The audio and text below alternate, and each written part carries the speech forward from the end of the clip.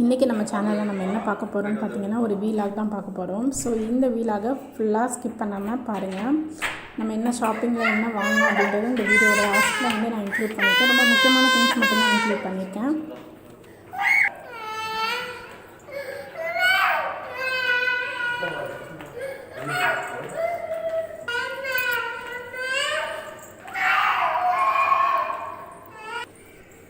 கிளம்பும் போதே பார்த்திங்கன்னா கிருத்திக் அழுதுகிட்டே தான் கிளம்பலாம். அங்கே போயும் அழுதான். ஏன் அழுதான்றது இந்த வீடியோவோட மிடில் உங்களுக்கு தெரியும். ஸோ நாங்கள் ஸ்டார்ட் பண்ணியாச்சு. இங்கே ஸ்டார்ட் பண்ணும்போது டைம் பார்த்திங்கன்னா 6:50 PM. ஸோ சாயங்காலமாக ஒரு 6:50 தான் நாங்கள் இங்கேருந்து கிளம்புனோம். எங்களுக்கு வந்து இங்கே இருக்கிற அல்கூர்லேருந்து அந்த லூலு மால் வந்து ரொம்ப கிட்ட, அந்த மால் தான் நாங்கள் யூஸ்வலாக போகிறது. பட் இப்போ ரோடெல்லாம் நிறைய பிளாக் பண்ணியிருக்கிறதுனால எங்களுக்கு டைம் ரொம்பவே ஜாஸ்தி ஆகுது.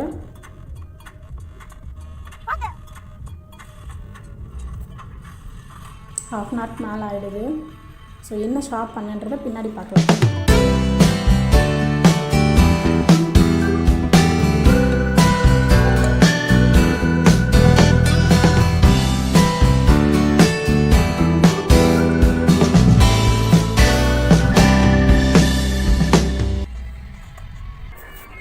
பார்த்திங்கன்னா ஷாப்பிங் முடிச்சாச்சு. ஸோ ஷாப்பிங் vlog வந்து வீடியோ எண்ணில் வந்து இன்க்ளூட் பண்ணுறேன். ஸோ நாங்கள் இப்போ ஹோட்டலுக்கு சாப்பிட போயிட்டுருக்கோம். கிருத்திக் வந்து காரில் வந்து ரைம்ஸ் பார்த்துட்ருக்கான் மொபைலில்.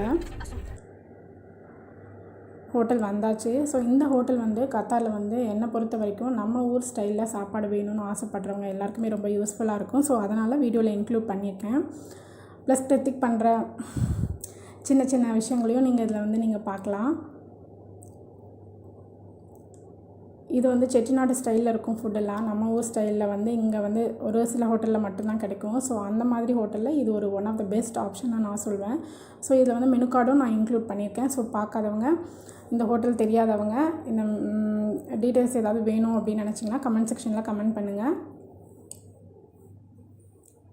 இன்றைக்கி மந்த்து ஸ்டார்டிங்குன்றதுனால ரொம்பவே கூட்டமாக இருந்தது இந்த ஹோட்டலில். மோஸ்ட்லி பார்த்திங்கன்னா நம்ம ஊர் ஆளுங்க தான் இங்கே வந்து சாப்பிடுவாங்க. ஸோ எங்களுக்கு சாப்பாடு வரத்துக்கு ரொம்ப ½ hour மேலே லேட் ஆகிடுச்சு. ஸோ கிருத்திக் ரொம்ப டென்ஷன் ஆகிட்டான். அவனுக்கு ரொம்ப பசி வேறு. ஸோ பசி தாங்க முடியாது அவனால். அதனால் அவங்க அப்பாவை கூட்டிகிட்டு போய் ஒரு ஆட்டம் ஆடிட்டு இருந்தான். ஸோ இதில் வந்து மெனு கார்டு இன்க்ளூட் பண்ணியிருக்கேன். ஸோ உங்கள் ரேட் எல்லாம் என்னென்னு பார்க்கணுன்னா நீங்கள் பார்த்துக்கலாம். ஸோ ஆனால் வந்து மெனுவில் இருக்கிற எல்லாமே இங்கே கிடைக்கல. ஸோ ஒவ்வொரு நாள் பொறுத்து தான் நான் நினைக்கிறேன். சப்பாத்தி நேற்று கிடைக்கவே இல்லை. ஸோ கிருத்திக்கு சப்பாத்தி வாங்கி கொடுக்க முடியல.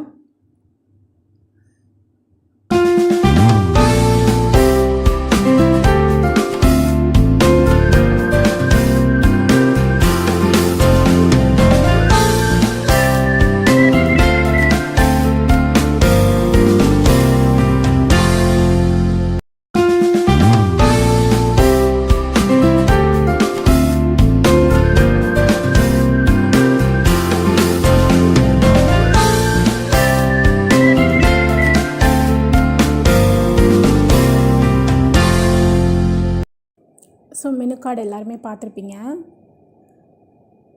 இதில் எல்லா ஐட்டமும் கிடைக்காது. ஒரு சில ஐட்டம் இல்லை, சப்பாத்தி கூட இல்லை. ஸோ கிருத்திக்கு வாங்கி கொடுக்க முடியல. கிருத்திக் நிறைய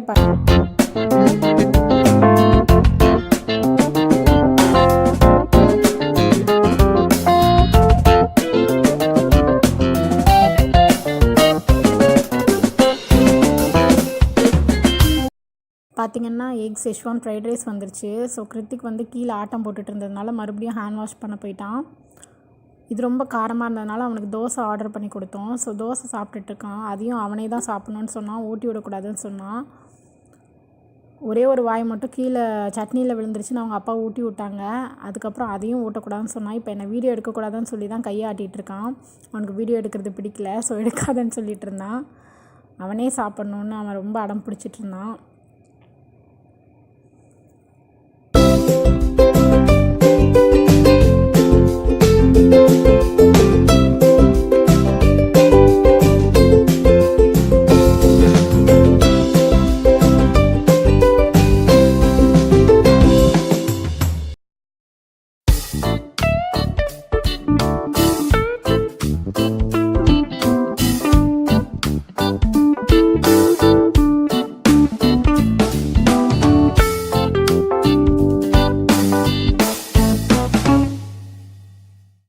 ஹோட்டலில் சாப்பிட்டதுக்கப்புறமா நாங்கள் ஹேர் கட் பண்ண கிருத்திக்கை அழைச்சிட்டு போயிருந்தோம். ஸோ ரொம்பவே அங்கே கத்திகிட்டு இருந்தான். அதில் 2 வீடியோஸ் எடுத்திருந்தேன். பட் வீடியோஸ் 2மே மிஸ் ஆகிடுச்சு. எடிட்டிங்கில் வந்து டெலீட் ஆகிடுச்சு. ஸோ என்னால் இன்க்ளூட் பண்ண முடில. பட் நீங்கள் அதை பார்த்துருந்தா ரொம்பவே என்ஜாய் பண்ணியிருப்பீங்க. எல்லா குழந்தையும் தான் அப்படி அழுகுமா, இல்லை என் பையன் தான் அப்படி அழுகிறானான்னு தெரியல. ஸோ அதோட நேற்றைய வீலாக் முடிஞ்சிருச்சு. ஸோ இன்றைக்கி என்ன நடந்தது அப்படின்னு பார்த்தீங்கன்னா, ஃப்ரைடே என்ன பிரேக்ஃபாஸ்ட், லன்ச் அப்படின்றத இதை இன்க்ளூட் பண்ணியிருக்கேன். ஸோ உங்களுக்கு ஒரு 2 ரெசிபி கொடுத்த மாதிரி இருக்கும். இது வந்து சத்து மாவு கஞ்சி தான். இது எப்படி ப்ரிப்பேர் பண்ணலாம், குழந்தைங்களுக்கு பெரியவங்க எல்லாருமே எப்படி குடிக்கலாம் அப்படின்றதான் பார்க்க போகிறோம். ஸோ இதுக்கு தேவையான இன்க்ரீடியன்ட்ஸ் என்னென்னு பார்த்தீங்கன்னா, கம்பு, கேழ்வரகு, மக்காச்சோளம், பயறு, அந்த மாதிரி உங்களுக்கு என்னென்ன சிறுதானியங்கள் இருக்கோ எல்லாமே நீங்கள் ஆட் பண்ணிக்கலாம். எல்லாமே ஒரு 1/4 கிலோவோ 1/2 கிலோவோ உங்கள் தேவைக்கு தகுந்த மாதிரி நீங்கள் ஆட் பண்ணிக்கோங்க ஈக்குவல் ப்ரொப்போர்ஷனில். கூடவே வந்து ரிச்னஸ்க்காக வந்து நம்ம முந்திரி, பாதாம், வேர்க்கடலை இதெல்லாம் வந்து ஒரு 100 கிராம் அதில் ஆட் பண்ணி மில்லில் கொடுத்து அரைச்சோன்னா நம்ம 6 மந்த்ஸ் வரைக்கும் அதை ஸ்டோர் பண்ணிக்கலாம். இது நான் ஊர்லேருந்து வரும்போது எடுத்துகிட்டு வந்தது. ஸோ 3 மந்த்ஸ் கம்ப்ளீட் ஆகிடுச்சு. இப்போயும் இந்த மாவு வந்து நல்லா தான் இருக்குது. ஸோ நாங்கள் முடிஞ்ச அளவுக்கு வந்து காலையில் இந்த காஃபி, டீ இதெல்லாம் அவாய்ட் பண்ணிவிட்டு இந்த மாதிரி எடுத்துக்கோங்க. இது ரொம்ப ஹெல்த்தி. நம்ம ஃபஸ்ட்டு நாள் வந்து ஓவராக வந்து நம்ம சாப்பிட்ருக்கோம் அப்படின்னா நெக்ஸ்ட் டே நாங்கள் வந்து இந்த மாதிரி ரொம்ப சிம்பிளாக பட் ஹெல்த்தியாகவே எடுத்துப்போம். பார்த்திங்கன்னா இப்போ நான் 6 ஸ்பூன் நாட்டு சக்கரை ஆட் பண்ணியிருக்கேன். ஸோ நாட்டு சக்கரைன்றதுனால 6 ஸ்பூன்றது ரொம்ப கம்மி தான், ஸ்வீட்னஸ் கம்மியாக தான் இருக்கும். முடிஞ்ச அளவுக்கு குழந்தைங்களுக்கு நம்ம பெரியவங்க கூட ஒயிட் சுகர் அவாய்ட் பண்ணிவிட்டு கூடிய அளவுக்கு இந்த நாட்டு சக்கரை எடுத்துட்டோன்னா ஃப்யூச்சர் ஜென்ரேஷனுக்கு ரொம்பவே நல்லது. என்னைக்காவது ஒரு நாள், நேற்று டின்னரில் கூட கிருத்திக் வந்து நான் தந்தூரிலாம் சாப்பிட்டான். ஸோ என்றைக்காவது ஒரு நாள் ஒன்ஸ் இன் ஆயில் அந்த மாதிரி நம்ம வாங்கி கொடுக்கலாம், தப்பில்லை. பட் ரெகுலராக எடுக்கிற இந்த ஒயிட் சுகரை வந்து அவாய்ட் பண்ணிவிடுங்க.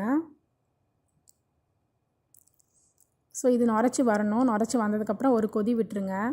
முடிஞ்ச அளவுக்கு மாவை எவ்வளோ தண்ணியாக கரைக்க முடியுமோ அவ்வளோ தண்ணியாக கரைச்சிக்கோங்க. ஆறினோடனே நம்ம குடிக்கிற லிக்விடிட்டி இருக்கும் அதில். ஸோ அதுவே நமக்கு கரெக்டாக இருக்கும். ஸோ இதுக்கப்புறமா எங்களோட லன்ச் பார்த்திங்கன்னா அதுவும் ரொம்ப சிம்பிள் தான். ரசம் வச்சு, ரைஸ் வச்சு, அதுக்கப்புறம் வத்தல் வறுத்தேன், அவ்வளோதான். வேறு சைட் டிஷ் கூட நான் எதுவும் பெருசாக பண்ணலை. அதில் இருக்கிற அந்த ரசம் ரெசிபி மட்டும்தான் நான் இதில் இன்க்ளூட் பண்ணியிருக்கேன். ஏன்னா ஒவ்வொருத்தங்க ஒவ்வொரு மாதிரி ரசம் வைப்போம். ஸோ என்னோடய ரசம் நான் எப்படி வைக்கிறேன் அப்படின்றத நீங்கள் பாருங்கள். என்னோடய ரசம் குடிக்கிறதுக்கும் நல்லாயிருக்கும், ப்ளஸ் ரைஸோடு ஆட் பண்ணி சாப்பிடும் போதும் அது ரொம்பவே நல்லாயிருக்கும். ஸோ ரசத்துக்கு நான் ஃபஸ்ட்டு என்ன பண்ணியிருக்கேன் அப்படின்னு பார்த்தீங்கன்னா, இது வெந்துருச்சு. ஸோ இதை ஆஃப் பண்ணிவிட்டு அடுத்த ரசத்துக்கு வந்து 3 நல்ல பழுத்த தக்காளி, அப்புறம் 10-12 பல் பூண்டு அதை தட்டி போட்டிருக்கேன். தக்காளியை கையாலேயே கரைச்சிருக்கேன். ஸோ இதில் கல்லுப்பு, மஞ்சத்தூள், அப்புறமா அது வந்து மிளகு ஜீரகத்தூள், வரமிளகாத்தூள், இந்த 4 பவுடரை ஆட் பண்ணியிருக்கேன். ஸோ மிளகு ஜீரகம் எப்படி பண்ணுறதுன்னு பார்த்தீங்கன்னா, 1 கை மிளகுனா 2 கை ஜீரகம். ஸோ இதுதான் அளவு. உங்களுக்கு தேவையான அளவு போட்டு மிக்சியில் கிரைண்ட் பண்ணி இந்த மாதிரி ஒரு ஏர்டைட் கண்டெய்னரில் ஸ்டோர் பண்ணிக்கோங்க. இதை நீங்கள் எக் பொரியலுக்கு, காய்கறிக்கு, ஆம்லேட்டுக்கு, அப்புறம் ரசத்துக்கு எல்லாத்துக்குமே யூஸ் பண்ணிக்கலாம். ஸோ இதில் வந்து ஒரு நெல்லிக்காய் அளவு புளி தான் நான் எடுத்திருக்கேன். ஸோ புளி கம்மியாக இருக்கட்டும். ரசத்தில் வந்து தக்காளியோட புளிப்பு வந்து கொஞ்சம் தூக்கலாக இருந்துச்சுன்னா ரசம் ரொம்பவே டேஸ்ட்டாக இருக்கும். அதை மட்டும் நீங்கள் கன்சிடர் பண்ணணும் ரசம் வைக்கும் போது. கொஞ்சமாக ஆயில், கடுகு, அதுக்கப்புறமா பெருங்காயம் ஆட் பண்ணியிருக்கேன். ஸோ நம்ம ஏற்கனவே வரமிளகாத்தூளும் மிளகுத்தூளும் ஆட் பண்ணியிருக்கோம். ஸோ அதுக்கு தகுந்த மாதிரி, காரத்துக்கு தகுந்த மாதிரி நீங்கள் பச்சை மிளகா ஆட் பண்ணிக்கோங்க. நான் வந்து இங்கே பச்சை மிளகா ரொம்ப காரம் இல்லை, ஸோ 4 பச்சை மிளகா ஆட் பண்ணியிருக்கேன். ரைஸ் பக்கத்தில் வெந்துட்டுருக்கு. ஸோ ரசத்தை கரைச்சி வச்சுருந்த ரசத்தை இதில் ஊற்றிட்டேன். இதில் வந்து கொத்தமல்லி, கருவேப்பிலை 2 ஆட் பண்ணியிருக்கேன். கொத்தமல்லி கொஞ்சம் அதிகமாக ஆட் பண்ணிக்கோங்க, இன்னும் நல்லா டேஸ்ட்டாக இருக்கும். ரசம் வந்து கொதிக்கக்கூடாதுன்னு சொல்லுவாங்க. பட் நம்ம புளி ஊற்றுறதுனால என்னை பொறுத்த வரைக்கும் பச்சை வாசனை இருக்கக்கூடாதுன்றதுக்காக ஒரு கொதி விடுவேன். ஸோ சுற்றி நுரைச்சி வரும், நடுவில் மட்டும் லைட்டாக கொதிக்கும். அந்த ஸ்டேஜில் நம்ம ஆஃப் பண்ணிடலாம். இந்த ஸ்டைலில் நீங்களும் உங்கள் வீட்டில் ரசம் ட்ரை பண்ணி பாருங்கள் எப்படி இருக்குன்னு. நெக்ஸ்ட்டு நம்ம என்ன பார்க்க போகிறோன்னா, நேத்தி லூலூவில் நான் என்ன ப்ராடக்ட்